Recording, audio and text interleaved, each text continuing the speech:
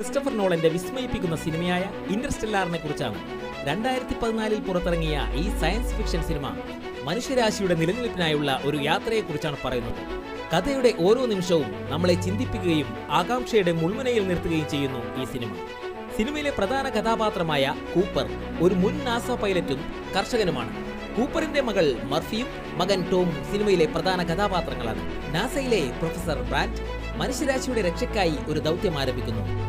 Amelia brand ഡോയൽ, റോമിലി എന്നിവരാണ് കൂപ്പറിന്റെ കൂടെ ബഹിരാകാശ യാത്രയിൽ പങ്കുചേരുന്നത്. കൂടാതെ ടാർഫ്, കേസ് എന്നീ റോബോട്ടുകളും സിനിമയിലെ പ്രധാന കഥാപാത്രങ്ങളാണ്. ഭൂമിയിൽ കാർഷിക വിളകൾ നശിപ്പിക്കുകയും പൊടിക്കാറ്റുകൾ കാരണം മനുഷ്യർക്ക് ജീവിക്കാൻ ബുദ്ധിമുട്ടുണ്ടാകുകയും ചെയ്യുന്ന ഒരു ഭാവിയിലേക്കാണ് സിനിമയുടെ കഥ ആരംഭിക്കുന്നത്. മനുഷ്യരാശിയുടെ നിലനിൽപ്പ് അപകടത്തിലാകുന്നു. ഈ സാഹചര്യത്തിൽ പ്രൊഫസർ ബ്രാൻഡ് ഒരു രഹസ്യ ദൗത്യം ആരംഭിക്കുന്നു. ശനിക്ക് ചുറ്റുമുള്ള ഒരു വേം ഹോളിലൂടെ മറ്റൊരു ഗാലക്സിയിലേക്ക് യാത്ര ചെയ്ത് മനുഷ്യർക്ക് വാസയോഗ്യമായ ഒരു ഗ്രഹം കണ്ടെത്തുകയാണ് ദൗത്യം. കൂപ്പർ ഈ ദൗത്യത്തിൽ പങ്കുചേരുന്നു. കൂപ്പറും സംഘവും വേം ഹോളിലൂടെ മറ്റൊരു ഗാലക്സിയിലേക്ക് യാത്ര ചെയ്യുന്നു. അവിടെ അവർ 3 ഗ്രഹങ്ങൾ സന്ദർശിക്കുന്നു.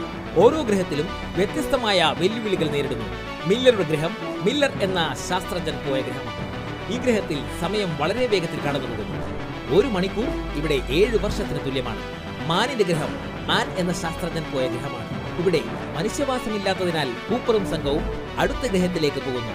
ഈ യാത്രയിൽ അവർ ഒരുപാട് ബുദ്ധിമുട്ടുകൾ നേരിടുന്നു. കൂപ്പറും അമീലിയയും മാത്രം ബാക്കിയാവും.